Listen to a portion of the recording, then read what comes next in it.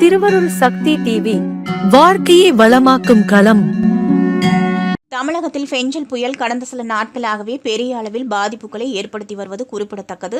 திருவண்ணாமலையில் கனத்த மழையால் ஏற்பட்ட நிலச்சரிவில் சிக்கி 7 பேர் உயிரிழந்த சம்பவம் பெரும் சோகங்களை ஏற்படுத்தியுள்ள நிலையில் தொடர்ச்சியாக மீட்புப் பணிகளில் தமிழக அரசு ஈடுபட்டு வருகிறது. இந்த சூழலில் வெள்ளத்தால் பாதிக்கப்பட்ட மக்களை பேருந்துகள் மூலம் பனையூருக்கு அழைத்து வந்து அவர்களுக்கு 1 மாதத்திற்கு தேவையான மளிகை பொருட்கள், நிவாரணப் பொருட்களை வழங்கி அவர்களோடு உரையாடி புகைப்படம் எடுத்து மகிழ்ந்துள்ளார் தமிழக வெற்றிக் கழகத்தின் தலைவர் விஜய். தளபதி விஜய் வெள்ளம் பாதிக்கப்பட்ட இடங்களுக்கு நேரடியாக சென்று களத்தில் நின்று இந்த விஷயங்களை செய்திருக்க வேண்டும் என்று ஒரு சாரார் விஜய்க்கு எதிர்ப்பு தெரிவித்து வருகின்றனர். ஆனால் அவருடைய ரசிகர்கள் மக்களை தனது சொந்த செலவில்தான் விஜய் அழைத்து சென்றிருக்கிறார் என்று கூறி அவருக்கு ஆதரவும் தெரிவித்து வருகின்றனர். இப்படிப்பட்ட சூழலில் தங்களை நம்பிய மக்களை ஆட்சியாளர்கள் கைவிட்டு விட்டதாக கூறி ஒரு பதிவினை வெளியிட்டிருக்கிறார் தளபதி விஜய்.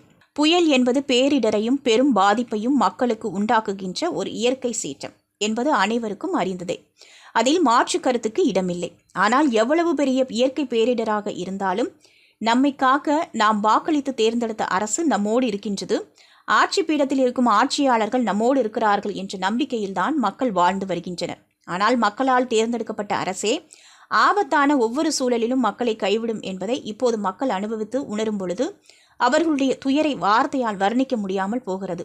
ஆட்சியாளர்களை அதிகாரத்தில் அமர வைத்து அழகு பார்த்த மக்களை பாதுகாக்க முறையான திட்டங்களில் தீட்டப்படவில்லை. குறைந்தபட்ச பாதுகாப்பு முன்னெச்சரிக்கை நடவடிக்கைகளை கூட செய்யாமல் அவர்களை பரிதாப நிலையில் பரிதவிக்கவிடும் சுயநல ஆட்சியாளர்கள் என்னவென்று சொல்வது?